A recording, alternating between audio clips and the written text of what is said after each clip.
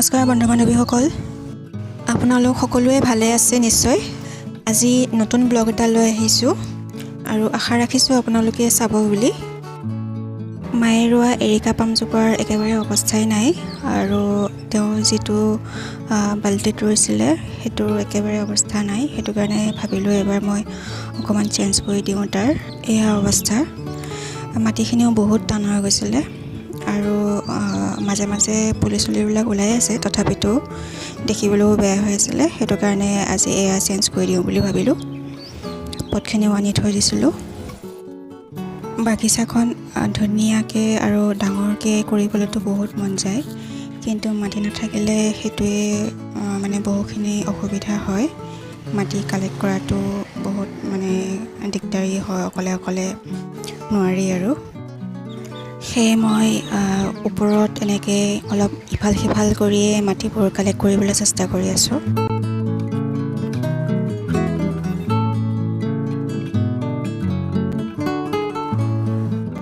কেইদিনমানৰ আগতে এনেদৰে সৰু সৰু বস্তাবোৰত এনেদৰে কিবাকিবি অলপকৈ কৰিবলৈ চেষ্টা কৰিছিলোঁ। তাকে এতিয়া এয়া উলিয়াই দিলোঁ আৰু মাটিখিনিৰ কাৰণে।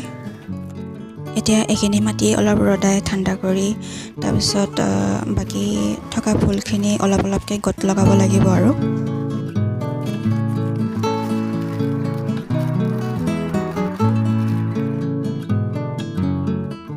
এয়া মাটিখিনি উলিয়াই এনেদৰে অলপ ৰ'দত দিছিলোঁ আৰু সেইখিনি মাটি এতিয়া ব্যৱহাৰ কৰিম ইয়াতে।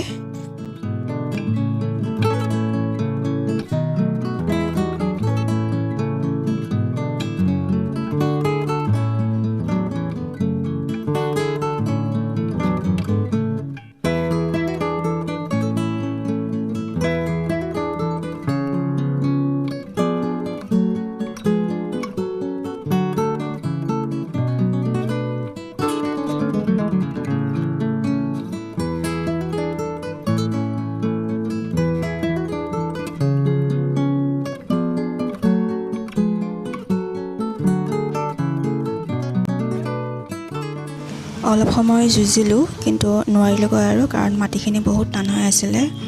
মাটি শিপাই বহুতখিনি শিপাই টান হৈ গৈছিলে। গতিকে মই ভাবিলোঁ কি অলপ পানীতে তিয়াই থৈ দিওঁ ৰাতিটোৰ কাৰণে। ৰাতিপুৱালৈ কোমলিলে মই কামটো সহজতে কৰিব পাৰিম আৰু বেছি সময় লাগিব নোৱাৰিম, কাৰণ মাও তলত অকলে আছে। আৰু এয়া পাছদিনা ৰাতিপুৱা মই অলপ সোনকালে উঠিলোঁ। মায়ে শুই থাকোঁতে মই একদম ৰাতিপুৱা কামখিনি ফটাফটকৈ কৰি লওঁ বুলি ভাবিলোঁ। তাৰ কাৰণে আহিলোঁ পাকঘৰলৈ আৰু মোৰ কাৰণে চাহ একাপ বনাই মাৰ আঁঠুৱাখন আৰু বিচনাখন অকণমান ঠিক কৰি দিওঁ বুলি ভাবিলোঁ। কিন্তু মায়ে সাৰ পাই গ'ল, উঠিয়ে গ'ল।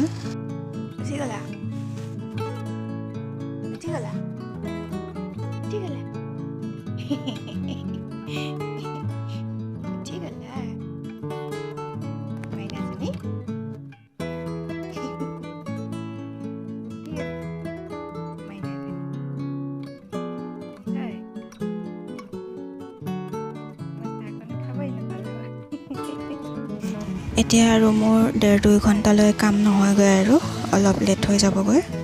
মাক ঔষধ পাতি খোৱা আৰু ব্ৰেকফাষ্ট কৰোৱা আৰু মানুহজনীকো অলপ চাফ চিকুণ কৰি দিয়া, তাৰ লগতে ময়ো নিজৰ কাৰণে অলপ চাহ পানী খাই লওঁতেই সময় লাগি যাবগৈ।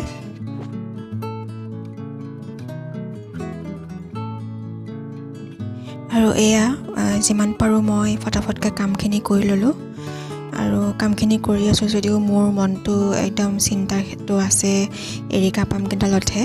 যদি বেয়া হৈ যায় কি হ'ব বাৰু। আৰু এয়া ৰাইজৰ পূৰা বিহু লাগি আছে।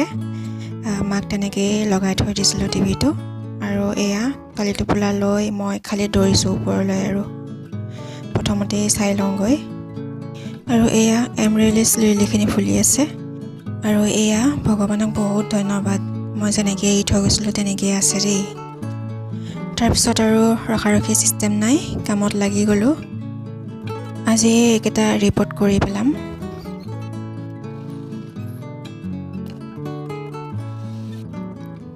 আৰু এয়া দেখিছেনে, এওঁলোকে মোৰ মাজে সময়ে খবৰ ল'বলৈ আহে।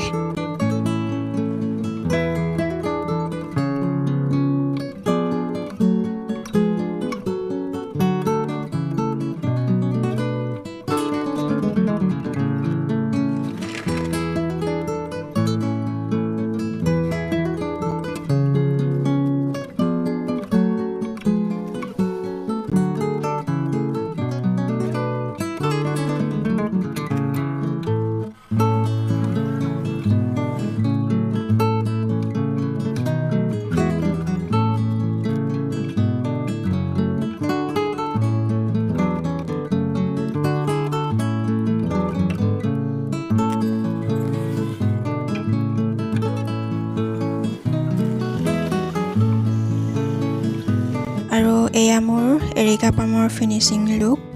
কেনেকুৱা লাগিছে জনাবচোন দেই আপোনালোকে। আৰু দুডালমান থাকিলে সেইকেইডালৰো ব্যৱস্থা কৰিম বাৰু, মই পিছত জনাম।